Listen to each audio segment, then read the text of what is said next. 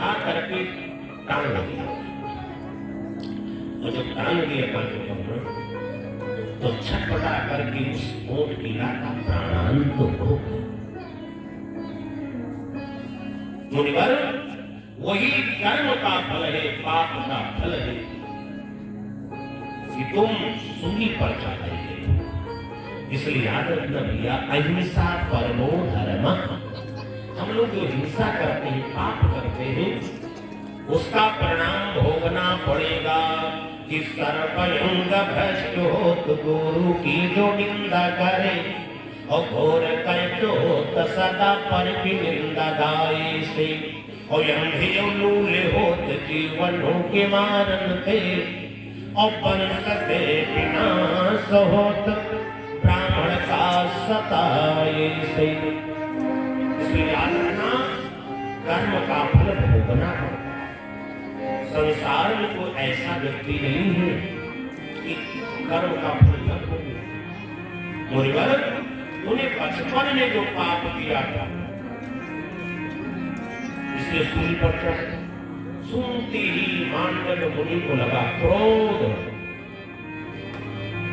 मांडव मुनि ने कहा, धर्मराज, हम बचपन में 5 साल का बच्चा धर्म अधर्म नहीं जानता, उसे पूर्ण पाप का पता ही नहीं चलता,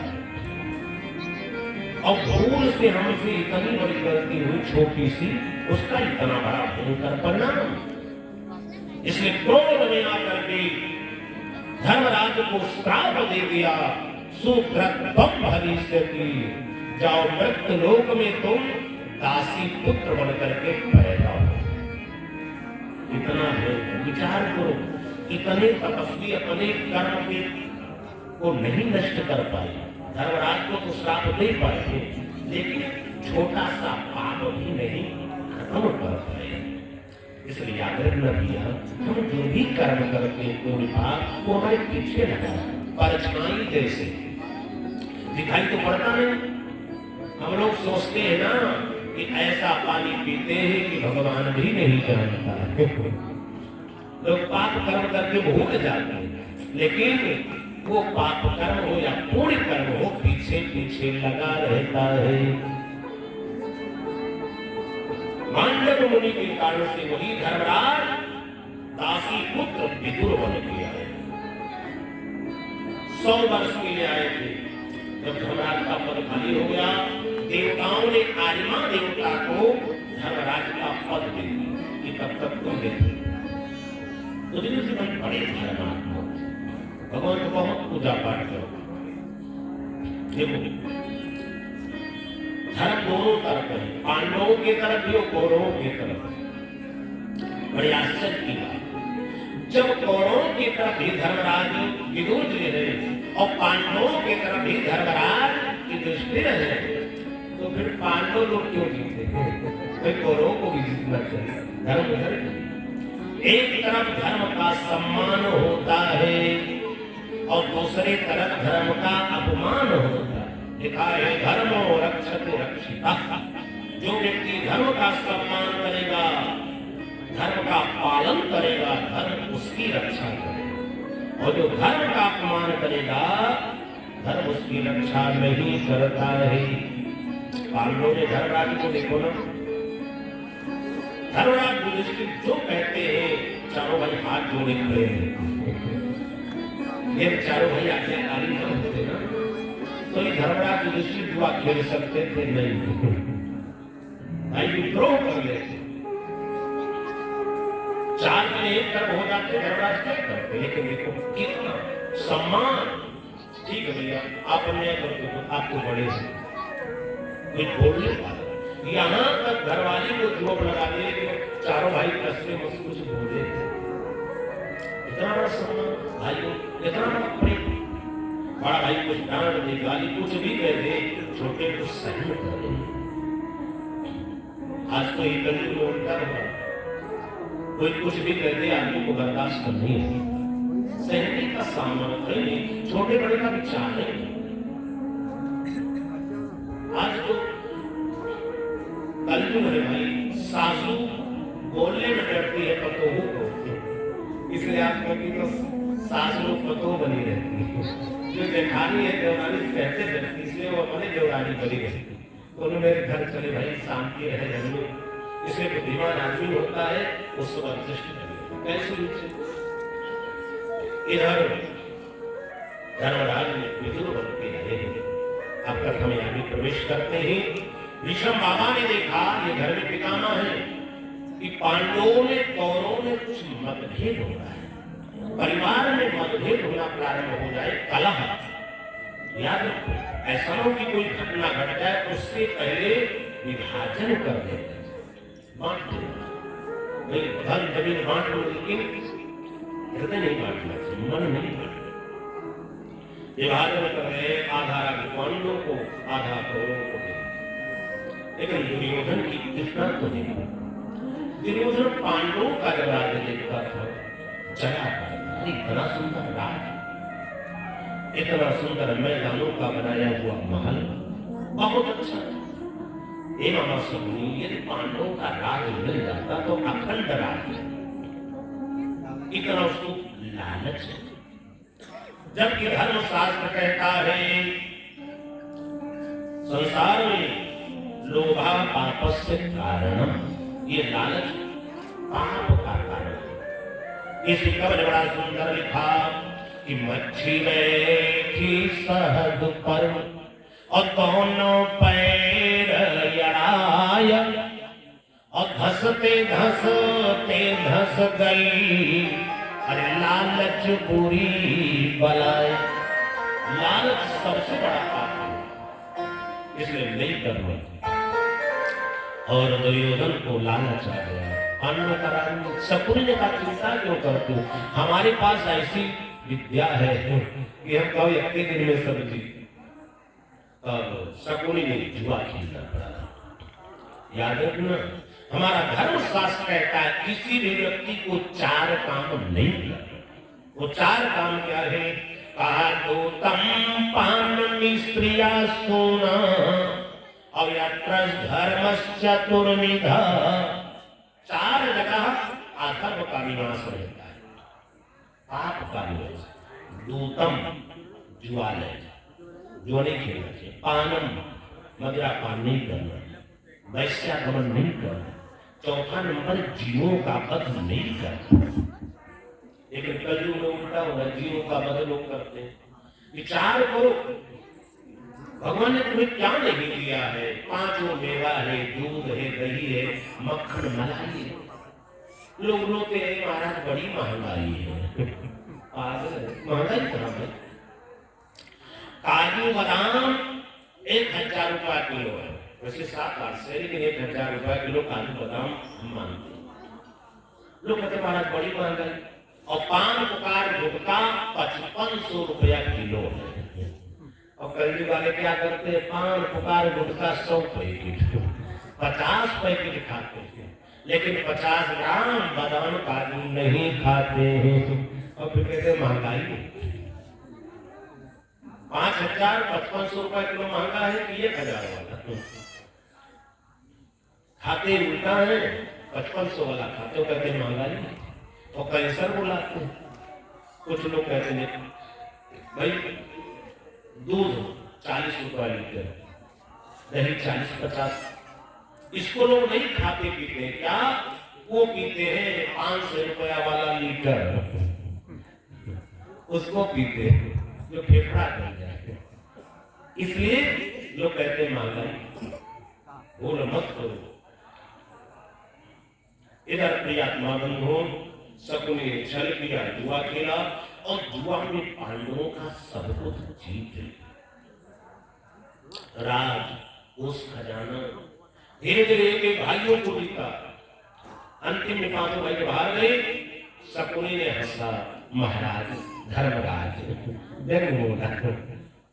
खेलते हैं जुआ, कहता धर्मराज एक दांव और हो जाए, यदि आप जीत गए तो दुर्योधन का राज, कोष, खजाना, तुम्हारा राज सब आपको वापस। एक दांव। धर्मराज ने कहा कुछ बचाने क्या लगा? शकुनी ने कहा एक रतन है। बोले क्या? द्रौपदी, धर्मपति। जैसे कहा देखो मन में लाल, चलो सब तो हार गए, लो एक दांव और हो जाए, हो सकता है ही जीत जाए। जुआड़ियों की यही दशा होती है, हारते चले जाते हैं, अब की बार जीत जाए, इसीलिए वो बर्बाद हो गया। अब की बार अंत में द्रौपदी को दांव पर लगाया और शकुन ने छल किया कि पांडव द्रौपदी को हार गए। हाहाकार मच गया। दुर्योधन दुशासन इतना प्रसन्न हो गए, लगता है त्रिलोक की विजयी बन गए। दुर्योधन ने कहा मित्र कर्ण अब क्या देखते हो, दुशासन को बुलाओ और द्रौपदी को राज्यसभा में नग्न कर दो। दुशासन भैया के आदेश है। दुर्योधन ने कहा चले जाओ द्रौपदी को ले और आज राज्यसभा में नग्न कर दो, मैं उसे चांद पर अपमानित करना है। जय श्री कृष्ण कहा। अब दुशासन चल राजभवन में बैठी थी द्रौपदी और द्रौपदी के बालों को पकड़ लिया, घसीटने लगा। आप दुशासन भूल गया धर्म की मर्यादा को। कोई काम करने से पहले धर्म शास्त्र पढ़ना चाहिए, इसलिए तो कथा सुनी जाती है, पढ़ा जाता है कि हमें ज्ञान। आज दुशासन भूल गया कि धर्म शास्त्र क्या कहता है कि पर नारी पैनी छोरी और मत कोई लागो यंग, और रावण के 10 सिर गए और पर नारी के संग। धर्म शास्त्र कहता है पर नारी पैनी छुरी, भूल करके पराई स्त्री पर हाथ उठाना कभी भी नहीं। अरे हाथ में निकाह नहीं उठाना चाहिए। रावण ने उठाया तो क्या हुआ, रावण के तो 10 सिर थे ना, और 10 सिर थे, और हम आपके तो केवल 21 सिर है। गोविंदाय नमो नमः। इसलिए भूल करके पराई स्त्री पर ना निगाह उठाना है ना हाथ उठाना है। आप कोई झगड़े भी करे इसलिए चुप होकर हट जाओ, हम तुमसे नहीं बात करेंगे, तुम्हारे पति घर वालों से बात करें, ये महानता। आज दुशासन भूल गया मरना और द्रौपदी के केशों को पकड़ा, घसीट करके हाथ समय पटक दिया। जैसे सभा में गिरी, धन्य है द्रौपदी, आंचल से सिर को उठा लिया। आंचल के अंदर से देख रही कौन कौन बैठे हैं, गायस्वर कृपाचार्यों और द्रोणाचार्य तथैवचा। इस सभा में कुलगुरु कृपाचार्य बैठे, रणगुरु द्रोणाचार्य बैठे, अखंड ब्रह्मचारी महाधनुर्धारी भीष्म बाबा में बैठे। बगल में हस्तिनापुर नरेश, महाराजाधिराज चक्रवर्ती सम्राट धृतराष्ट्र बैठे, जो नेत्रांधी नहीं, पुत्र मोह में भी अंधे होते हैं। एक बात याद रखो, संसार में 5 प्रकार के अंधे होते हैं और कलयुग में अंधे भी धंधे करते हैं। 5 प्रकार के। पहला नंबर नेत्रांध, दूसरा नंबर मोहांध, तीसरा नंबर लोभांध, चौथा नंबर धनांध और 5वां नंबर कामांध। ये 5 प्रकार के अंधे होते हैं। और कलयुग भैया अंधे भी धंधे करते हैं। कैसे? एक डॉक्टर साहब सड़क पर जा रहे थे, आगे पहुंचे, बोर्ड लिखा था, बोर्ड पर अंधे को दान दो। अब डॉक्टर साहब ने जो सिक्का निकाली और अंधे के चद्दर पर फेंक दी। अब सिक्का चद्दर पर गिरा, फिर नाचा, उठ करके चद्दर से नाच करके दूर गिरा। डॉक्टर साहब सोच रहे हैं राम राम, मैंने दान भी दिया, अंधे को नहीं मिलेगा क्योंकि चद्दर से बाहर चला गया। ये केवल चद्दर बटोरेगा, जो पैसा वही लेकर चला गया, सिक्का बाहर पड़ा है। फिर सोचते कोई धर्मात्मा आएगा तो सिक्का उठा के चद्दर पर, फिर सोचते कोई मुराहा लड़के को उठा करके काफी खा जाएगा। यही सोचते हुए जा रहे हैं क्योंकि देर हो रहा है ड्यूटी। डॉक्टर जैसे चंद कदम आगे गए, जो सूरदास बन के बैठा था पता नहीं कैसे अपने नेत्र को सीधा कर लिया, आंख पकड़ी, सीधा करके इधर उधर देखा और दौड़ करके सिक्का उठा के चद्दर पर रख दिया और चद्दर पर रख करके बैठ गया। डॉक्टर साहब ने देख लिया, हंसने लगे, तो बड़ा दुष्ट है। डॉक्टर साहब चल करके पहुंच गए। अरे मूर्ख, तू अंधा बन के बैठा है, हम आई सर्जन है, नेत्र चिकित्सक है, या तू देखता नहीं तो सिक्का कैसे उठाया? आज हम तुम्हारा नेत्र परीक्षण करेंगे, यदि कहीं तुम्हारा नेत्र सही मिल गया 420 में हम तुम्हें जेल भेजने वाले। चैन से हाथ पकड़ा और डांट लगाई। अब वह व्यक्ति जो अंधा बने बैठा रोना प्रारंभ कर दिया, हे डॉक्टर साहब क्षमा कर दो, छोड़ दो, जेल खाने मत जो हमारे छोड़ दो। डॉक्टर साहब कहा क्यों छोड़ दे? कहा देखो डॉक्टर साहब, हम रोज यहाँ नहीं बैठते, हम तो किराए पर लाए गए। तो डॉक्टर ने कहा जो रोज बैठता वो कहाँ गया? उसने कहा डॉक्टर साहब वो तो फिल्म देखने गया है, गंगा जमुना सरस्वती देखने गया है। डॉक्टर ने कहा हद हो गई, जब अंधे लोग भी धंधे करते हैं, अंधे बन करके भीख मांगते हैं और फिल्म भी देखते। अरे शंकर भगवान की जय हो। इसलिए कलयुग के अंधों से भी सावधान। ये देखो गाड़ी में देखो कितना सब धंधा चल रहा है। जो सूरदास होगा राम भद्राचार्य से परम विद्वान ज्ञानी। इधर प्रियात्मा बंधु द्रौपदी ने देखा कि जितने लोग बैठे हैं और सबसे को नीचे कर दिया। द्रौपदी के नेत्रों में आंसू, जब नेत्रों में आंसू आ गए, चारों तरफ देखती है, कातर नेत्र है, नेत्रों में आंसू भरा है। एक कोने में 5 पति बैठे। जैसे द्रौपदी ने देखा नेत्र सजल हो गई कि 5 पति तापे सी गति, और ऐसे राज्य समाजों में आगे लगी है, और सासुर में सबका यरबा, अब नहीं हर से फिर न बोलो में। बोली हमारी बाधीश भगवान की जय हो। द्रौपदी के नेत्र में आंसू। इन 5 पतियों को धिक्कार है, अपनी पत्नी की याद नहीं बचा सकते। लगता है इन पतियों को अपने धर्म का पता नहीं। हर व्यक्ति का धर्म होता है। ये भाई घर में पति और पत्नी अपना धर्म जान जाए तो घर में कलह ना हो।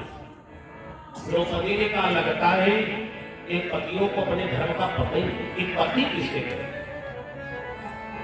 पति का मतलब होता है भार्यां पाति रक्षति सर्वतो भावेना संरक्षणम करोति पति। जो पत्नी की रक्षा करे, सुरक्षा करे, संरक्षण करे, उसके हर मनोकामनाओं को पूर्ण कर दे, उसी का नाम पति देव। ये नहीं कि सोटा बरसाते रहो, पान से गाली सुनाते रहो, पति महादेव बने रहो। इसलिए हर व्यक्ति को अपने धर्म कर्म का पालन करना। अच्छा, पत्नी किसे कहते हैं? आजकल की पत्नियां तो अपना रूप ही नहीं जानती कि पत्नी का धर्म क्या है, स्त्री का धर्म क्या है। धर्म शास्त्रों में बताया गया स्त्री के 4 धर्म है। पति के साथ 4 प्रकार व्यवहार करना चाहिए। स्त्री को 4 गुण है। स्वपत्नी पतना त्रायती पत्नी, अपने पति को पतन से बचा ले, धर्म पर लगा दे, उसी का नाम धर्म पत्नी। और पति के साथ 4 प्रकार व्यवहार करें। पहला क्या है? आप भोजन मातृवत जाता। पति को भोजन कर खिलाना हो तो मां के समान बड़े प्रेम से, पौष्टिक पदार्थ खिलावे कि हमारा पति हिष्ट पुष्ट बना रहे, इसके शरीर में कोई रोग ना। भोजन कराना तो मां की समान, बड़े प्रेम से भोजन परोस करके पंखा चलाते हुए ऐसी बात कहो कि हंसी आ जाए कि नहीं कि भोजन परोस करके और लिस्ट लेकर बैठ जाओ कि बाजार से इतना सामान लाना है। पति देव जैसे लिस्ट देखे, सोचा 100 रुपया जेब में और लिस्ट तो 1000 रुपये, भोजन खत्म पच गया। इसलिए भोजन करते समय कोई ऐसी बात नहीं कहनी चाहिए कि भोजन का स्वाद ही भूल जाए, सब में कड़वापन आ जाए। भोजन कराना हो तो माँ की समान, माँ कितना प्रेम करती है। कोई सामान मिल जाए कोई अच्छा, लुकवा के रख देती है, हमारा लल्ला हमारा बच्चा उसको दे।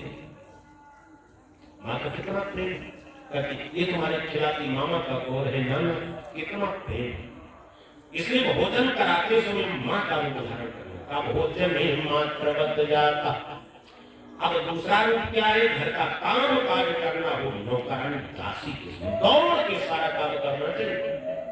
मेरा पति बाहर से आ जाए और गिलासा मांझ के पानी पीना करे तो पत्नी को धिक्कार है। इसलिए दूसरा रूप है दासी नौकरानी के समान दौड़ के काम करना। तीसरा नंबर मंत्री, घर में कोई काम काज पड़ जाए तो मंत्री के समान पति को अच्छी सलाह देना। हे स्वामी इतना कर तो ऐसा करो तो और सुंदर हो जाए। गाँव में 8 घर है, 7 का निमंत्रण है, एक छूटेदार है, ठीक उनका भी नहीं लूंगा। जो अच्छी सलाह दे हर चीज में, शादी विवाह भागवत भंडारा एक कर्म में अच्छी सलाह दे, मंत्री के समान, ये चौथा रूप है। और चौथा रूप क्या, 5वां रूप क्या है?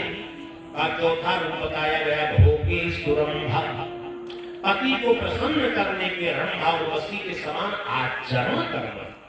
हमेशा प्रसन्न रहे, पति के सामने कोई क्रोध नहीं, वो शब्द नहीं बोलना चाहिए, अब शब्द नहीं बोलना चाहिए, तेल नहीं, चिल्ला करके नहीं, जिद नहीं करना चाहिए, क्रोध कलह नहीं करना चाहिए, और न पति को कभी अपशब्द के न गाली देना चाहिए, श्राप देना चाहिए। लेकिन आजकल की माताएं ये चारों रूप नहीं जानती, बस 2 ही रूप जानती।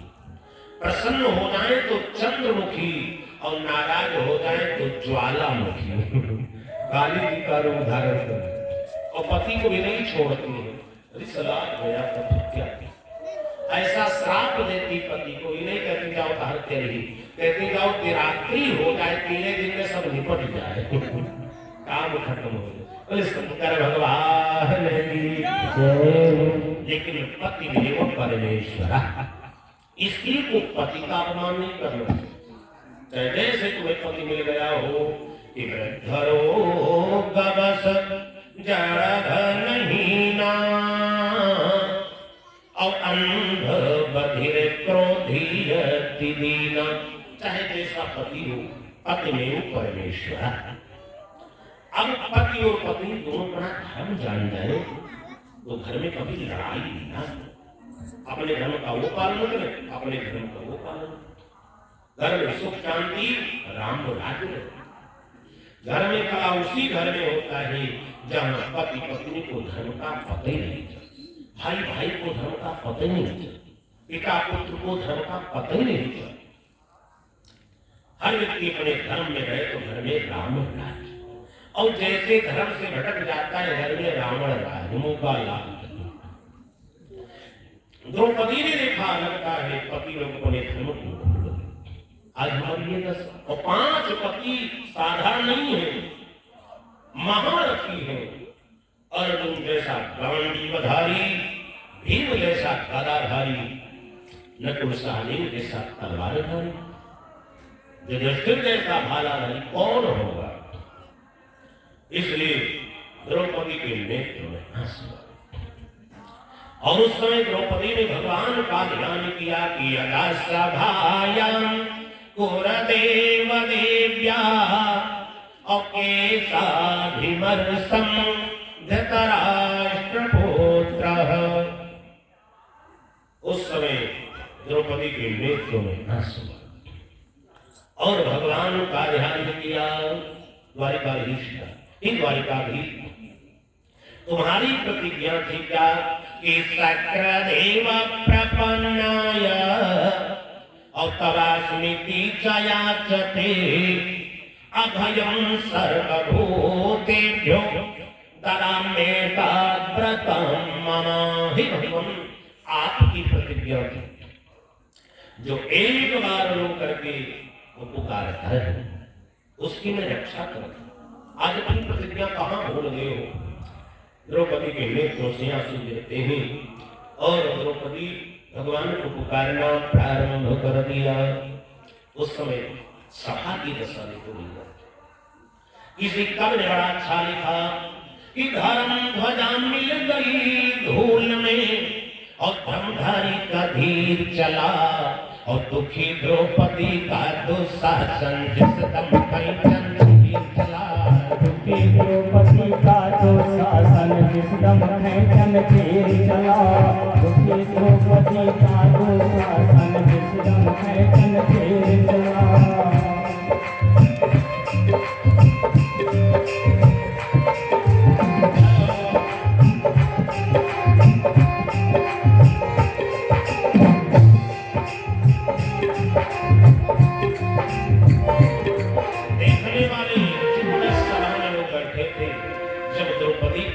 को देखा, द्रौपदी विकल है, बड़े बड़े आंसू गिर रहे हैं कि बड़े बड़े बिंदु नयन से और बहने नो से नीर चला और दुखी द्रौपदी का दुशासन कंचन तीर चला।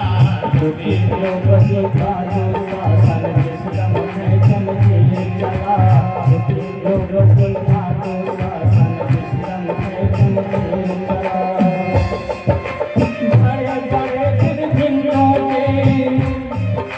बड़े बड़े बिंदु में नयन से बहने नीर चला। द्रौपदी का दुशासन जिस दम कंचन तीर चला। दुखी द्रौपदी का दुशासन जिस दम कंचन तीर चला। बोले द्वारिकाधीश भगवान की जय। विदुर जी जो सभा छोटी चले गए, ये अन्याय मुझे बर्दाश्त नहीं।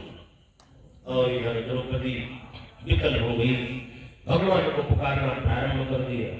द्रौपदी ने कहा, प्रभु मैं जानती हूं आप हर युग में अवतार धारण करते हैं, चाहे सतयुग हो, त्रेता हो, द्वापर, किसी न किसी युग में आते हैं। प्रभु त्रेता में आप राम बन के आए थे, कब कहला तनु मारे विभीषण को जब लंका से रावण बाहर कीनी। एक प्रभु जब लंकेश रावण ने अपने भाई विभीषण को लात मार के भगा दिया था, वो विभीषण रोता हुआ आपकी शरण में आया। आपने क्या किया?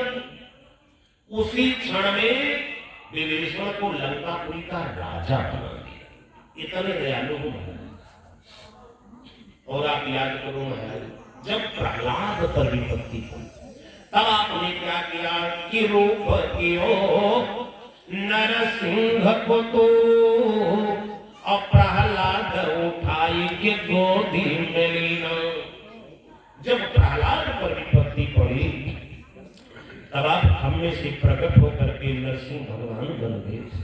और हे भैया कि कोटि का संकट दूर कियो पर हे भैया बहिनी नहीं चिन्हा। एक द्वारिकाधीश मुझसे कौन अपराध है? आज अपने बहन को भूल गए, याद रखना तुम भूल जाओगे ना तो संसार की कोई भी बहना अपने भाई पर भरोसा नहीं करेगी। इसलिए हे द्वारिकाधीश आकर के मेरी रक्षा करो। अब जीवन में इससे बड़ा कष्ट और नहीं रहने वाला है।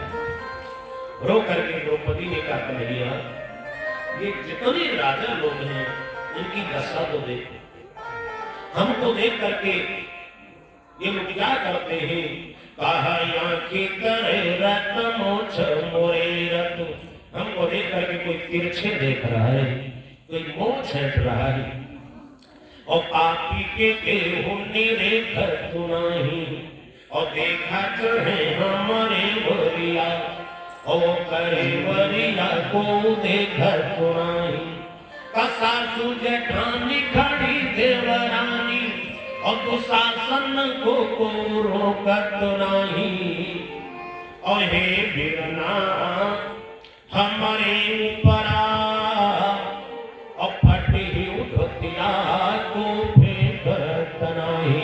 और एक बार ईश भगवान की जय हो।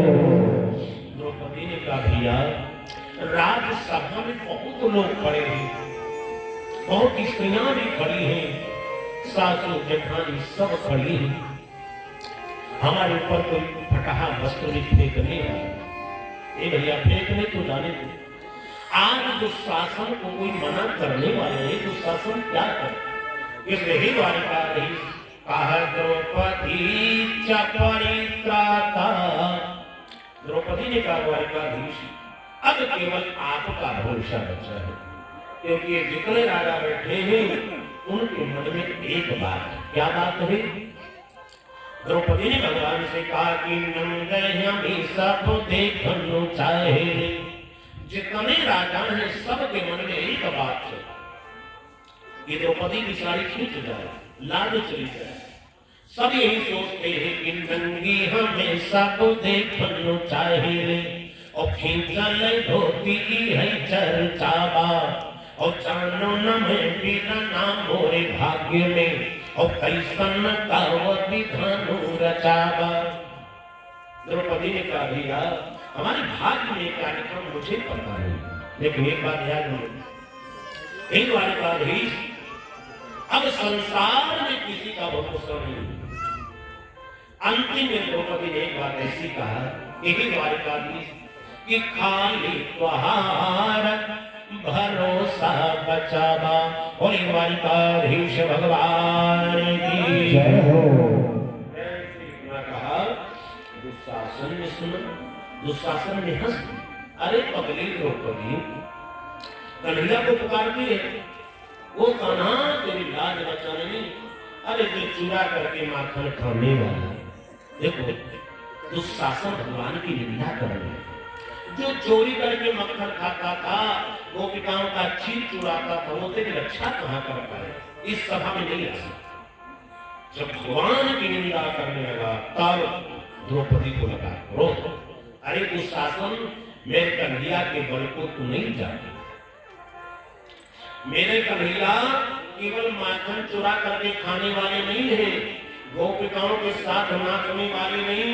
जब समय पड़ गया जंगल में दान लगने लग गई, जंगल जलने लगा, जितने संत महात्मा थे व्याकुल हो गए, रोने लगे हे गोविंद बचाओ, ग्वाल बाल गैया सब रमने लगे, बचाओ।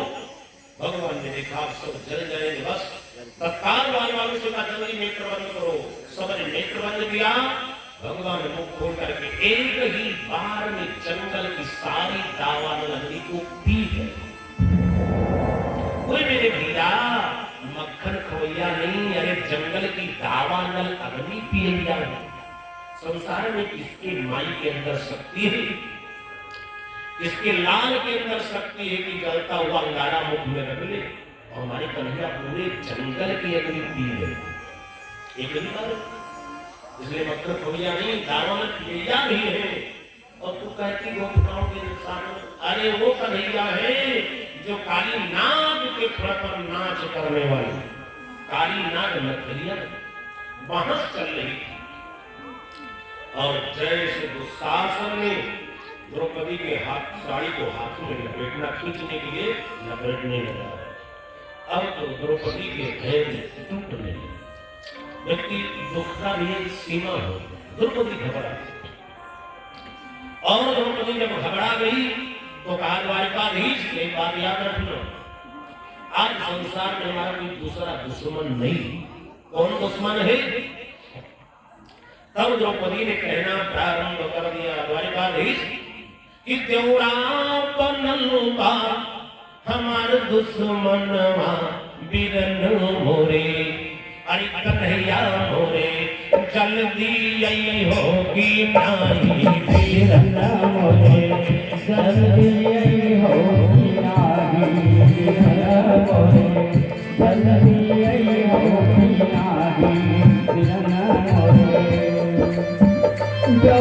बनल बा ओ देवरा बनल बा हमार दुश्मनवा बिना मोरे हे बिना मोरे जल्दी अइबा दीवानी बिना मोरे जल्दी अइबा दीवानी बिना मोरे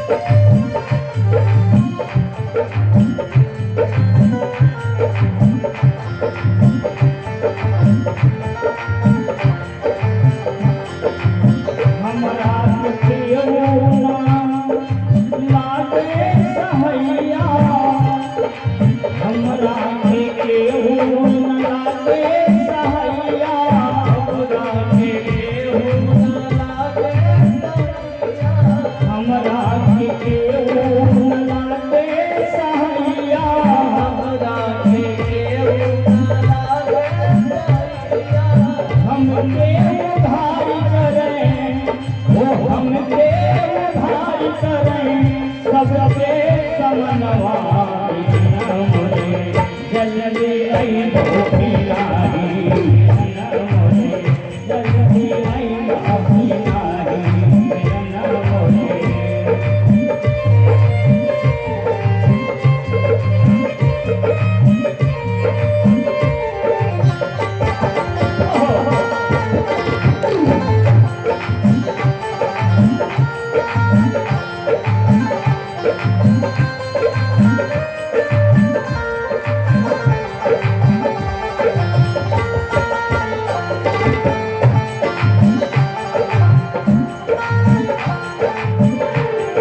बिना मोरे जल्दी अइबा दीवानी बिना मोरे जल्दी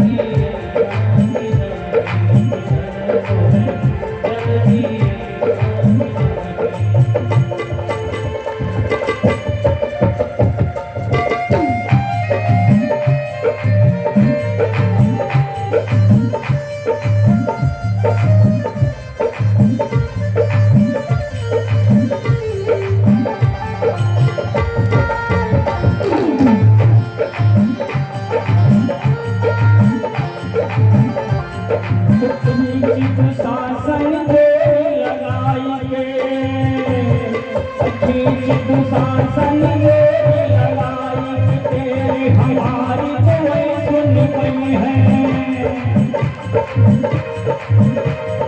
भौरी की गोद में हुई है गौरी सिवासी हरी हम नाही भूली है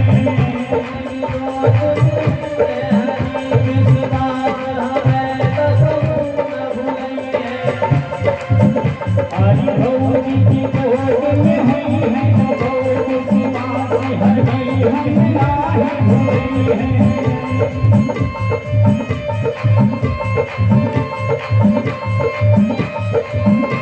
ये चवरा बनल बा हमार दुश्मनवा बिना मोरे जल्दी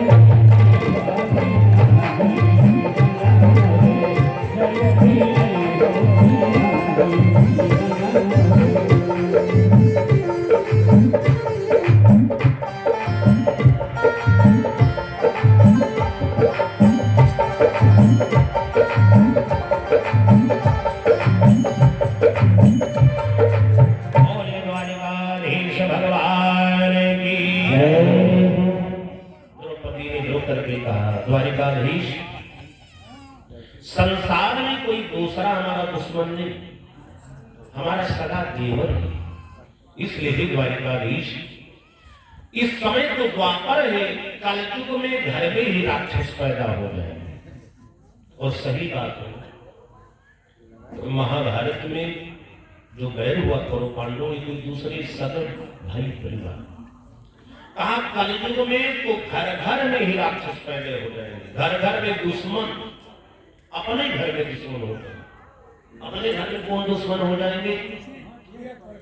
धर्मशास्त्र कहता है कि तुम्हारे घर में ही 4 दुश्मन बैठे हैं। हाँ सामने रहो भैया तो तुम समझ लो। भैया बैठो दो बैठो आराम से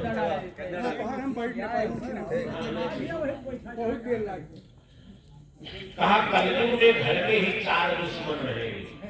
वो 4 दुश्मन घर में कौन रहते हैं? लिखा धर्म शास्त्रों में कि ऋण करता पिता शत्रु, वो पिता दुश्मन के समान है जो कर्जा लेकर के मर जाए।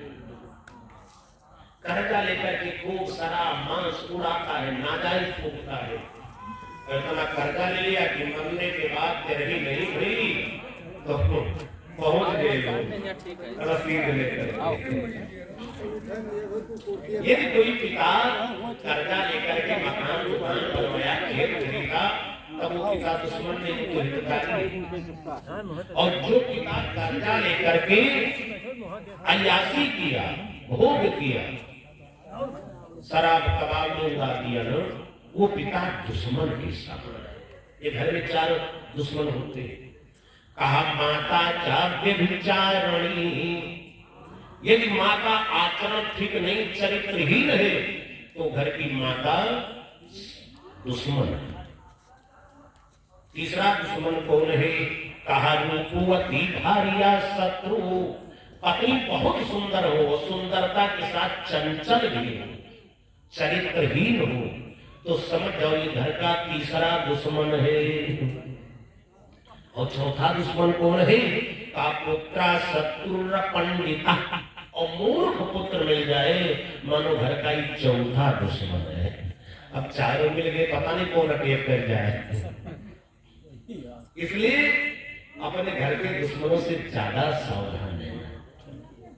कौन अटैक कर जाए? पिता शराबी कबाबी अय्याशी है, पता नहीं कहाँ चक्कर में गया, अंगूठा लगा के चला आया, घर वाले पता ही नहीं, और गया इस काम को लिख गया। इसलिए इन चारों से सावधान रहना चाहिए। द्रौपदी ने कहा हमारा सदा देव हमारा दुश्मन है, हे द्वारिकाधीश आकर के मेरी रक्षा करो, क्योंकि आपका स्वभाव है, आपकी प्रतिज्ञा है क्या कि परित्राणाय साधूनां और विनाशाय च दुष्कृतां धर्म संस्थापनार्थाय संभवामि जुगे जुगे।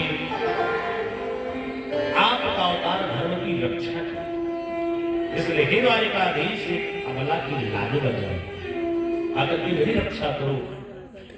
यदि नहीं आओगे ना, याद रखना लाज जाने से पहले प्राण छोड़ो। द्रौपदी ने तो कई बार भगवान को सुनाया। द्रौपदी ने तो यहां तक भगवान को कह दिया था, द्वारिकाधीश याद रखना, केवल हमारी ही जरूरत नहीं, तुमको भी हमारी जरूरत पड़ेगी। कब? ये कई प्रधुमन न रही है और यह वही ललिता नीतियां हुई है।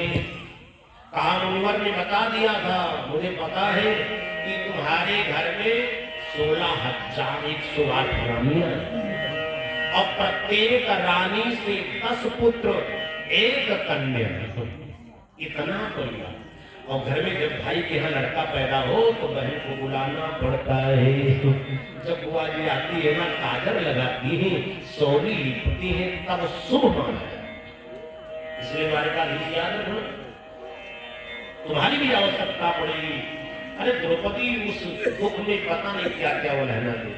अंतिम में देखा भगवान अभी भी नहीं आए, तब द्रौपदी ने एक बात कह दी भगवान से, द्वारिकाधीश का गाढ़े में क्यों भी सरावा हमें हर, और चातुर से अब बोला बुनाई। हे द्वारिकाधीश, आज से बहन भाई का नाता खत्म होने वाला है।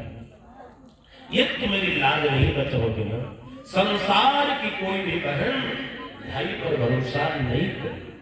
हर बहन कहेगी ना, जब भगवान अपने बहन की लाज नहीं बचा पाए तो एक कलयुगा भाई, ये साधारण है, क्या रक्षा करे। इसलिए हे द्वारिकाधीश, भाई बहन का नाता बचाना चाहते हो, आकर के मेरी रक्षा करो। द्रौपदी ने रो करके पुकारना प्रारंभ कर दिया कि सब कई तो बिगड़ी बनाया, हमार सुधी काहे बुलाया। सब कई तो बिगड़ी बनाया, हमार सुधे काहे बुलाया।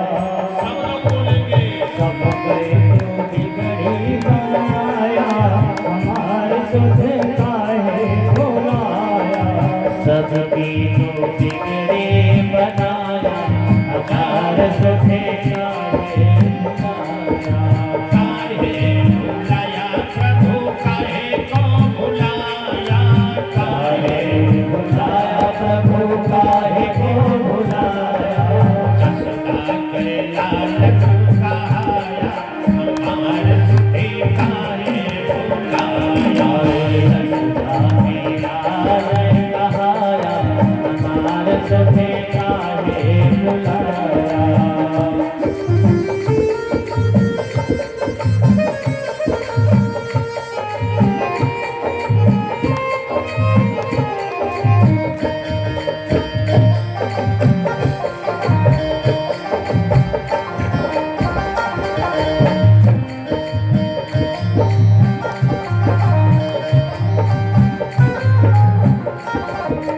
सबरी के पैरा सुदामा के चावल। सबरी के पैरा